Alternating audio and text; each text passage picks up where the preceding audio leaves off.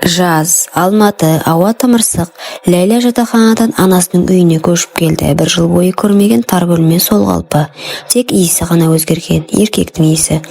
Ас үйде отырып салқын шай ішіп отырған Мұрат алғаш көрген кетте Ләйләні тік тұрып қалды. Сен өскенсің, деді Мұрат. Сәл жымиып, бір кезде мен саған мультик қосып беріп отырушы едім. Қызығы, ол кезде Ләйлә 14-те еді. Қазір 19-да. Ал мынау көз алдындағы ер адам анасының күйеуі, бірақ бөтен, жақында емес, алыста емес. Мұраттың да көзі үнемі Ләйләға түсіп кететін. Оның белі бұрынғыдан жіңішке, ал жүрісі әйел сияқты. Анам қайда, деді Ләйлә даусын қатайтып. Жұмыста, кеш келеді. Кеш болды, анасы әлі жоқ. Ләйлә душқа кірді. Есік сәл ашық қалған. Сол сәтте дәлізден өтіп бара жатқан Мұрат бір көзімен көлеңке арқылы қыздың жалаңаш иығын шалып қалды. Іші от болып кетті. Жоқ, бұл дұрыс емес, деді ішінен. Ал Ләйлә көрпесіне оранып жатып, еркек иісін сезіп, жүрегінің терең түкпірінен бір нәрсенің оянғанын байқады. Бұл еркекке бұрын соңды олай қарамаған. Бірақ енді ол бөтен емес, тым тартымды. Таң, ас үйде Ләйлә жалаң аяқ үстінде қысқа халатпен шай қойып жүр. Мұрат терезенің алдында кофе ішіп тұрған. Оның көзі Ләйләнің балтырына түсіп кетіп, жылжып жоғары өрледі. Халаттың ішінен қыздың тыржалаңаш денесі білініп тұр. Кешіріңіз, оянғаныңызды байқамаппын, деді Ләйлә. Әдейі мойнын көрсетіп, шашын артқа жинай отырып. Мұрат үнсіз, қолындағы кесе сәл дірілдеді. Мен киініп келейін, деді ол. Бірақ орнынан қозғала қоймады.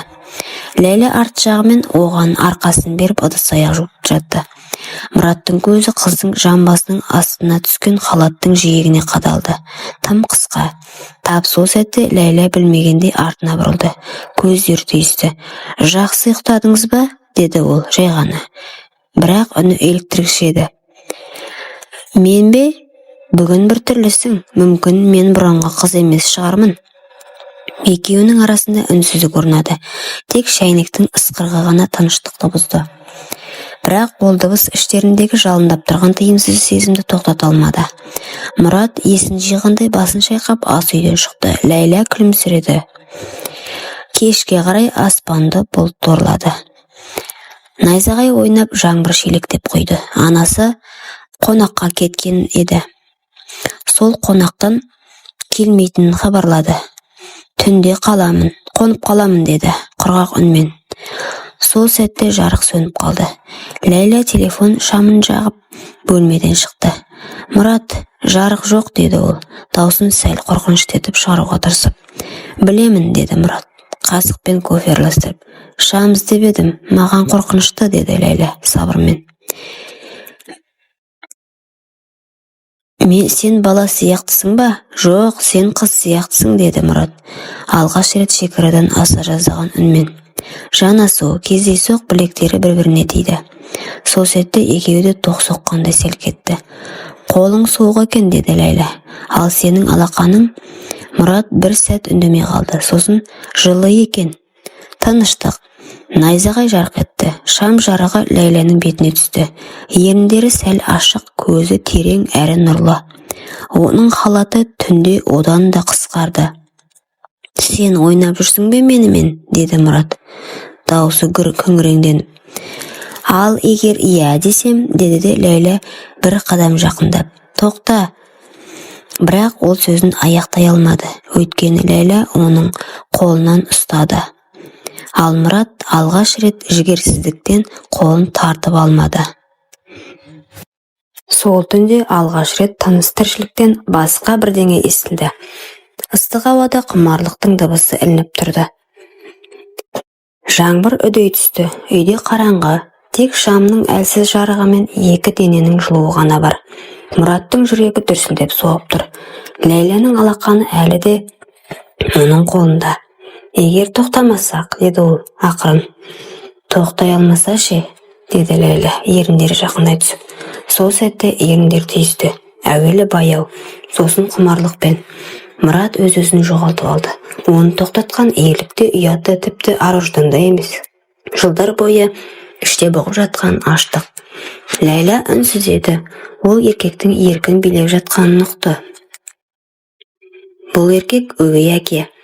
Бірақ дәл қазір оның кім екені маңызды емес. Шам құлап түсті. Жарық сөнген еді.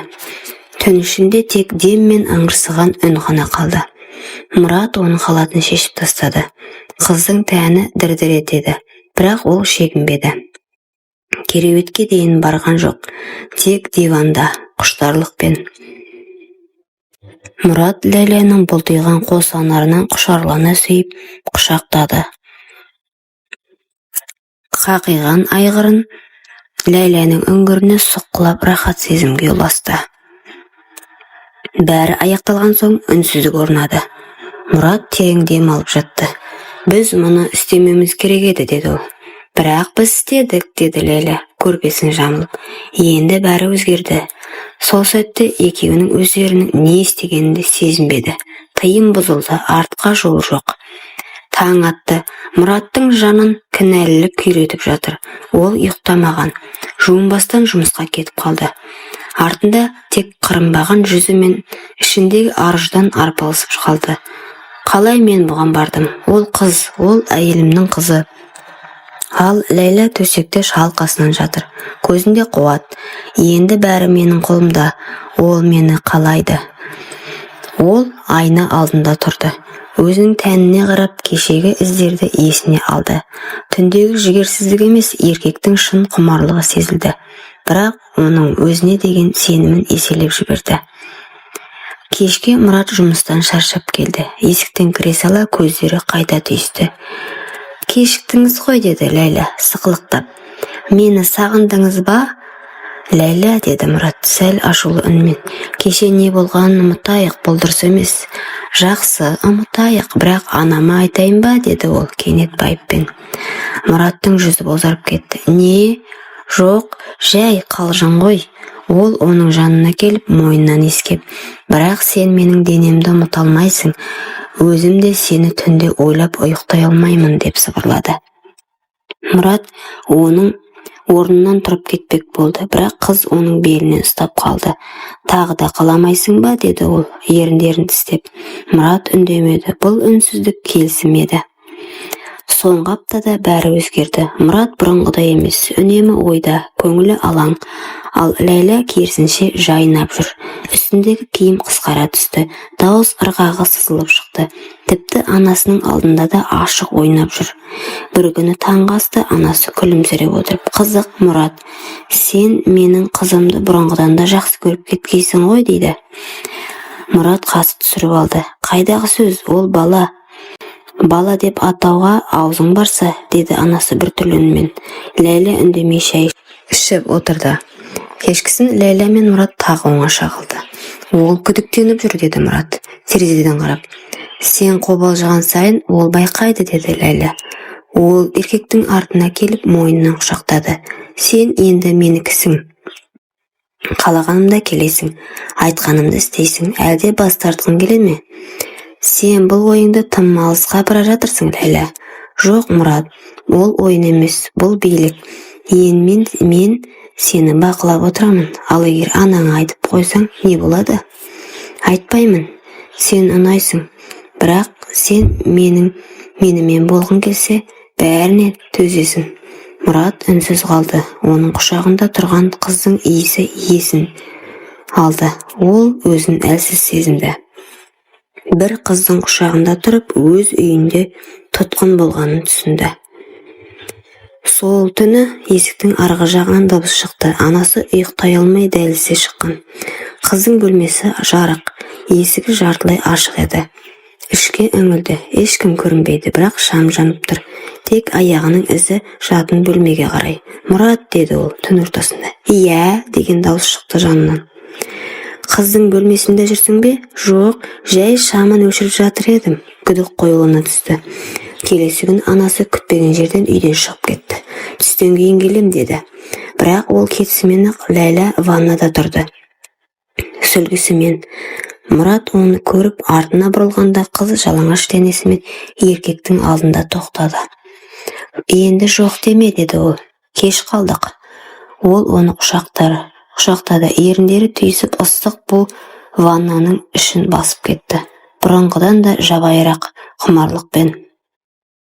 Дәл сол сәтте есік сықырлады. Анасы келіп тұр. «Ләйла», деді ол, «үйде ешкім жоқ». «Ешкім жоқ па?»